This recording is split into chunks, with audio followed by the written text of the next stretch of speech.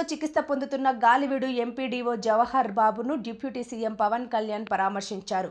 కాసేపటి క్రితమే రిమ్స్కు చేరుకున్న డిప్యూటీ సీఎం ఎంపీడీఓను పరామర్శించి వైసీపీ నేతల దాడికి సంబంధించి బాధితుడిని కుటుంబ సభ్యులను వివరాలను అడిగి తెలుసుకున్నారు. బాధితుడు ఎంపీడీఓ జవహర్ బాబుకు కుటుంబ సభ్యులకు నేనున్నాను అని ధైర్యంగా ఉండమని పవన్ భరోసా ఇచ్చారు. అనంతరం ఉప ముఖ్యమంత్రి మీడియాతో మాట్లాడుతూ అధికారులపై దాడి చేయడం వైసీపీకి కొత్త కాదన్నారు.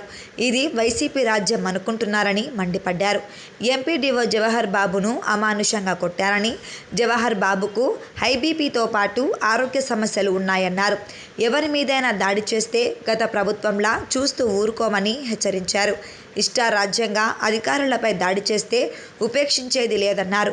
ఘటనా స్థలానికి సీఐ వెళ్తే తప్ప పరిస్థితి కంట్రోల్ కాలేదన్నారు. అహంకారంతో దాడి చేస్తే తోలు తీసి కూర్చోపెడతామని హెచ్చరించారు.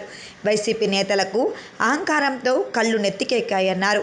ఇది కూటమి ప్రభుత్వం, వైసీపీ కాదని గుర్తుపెట్టుకోవాలన్నారు.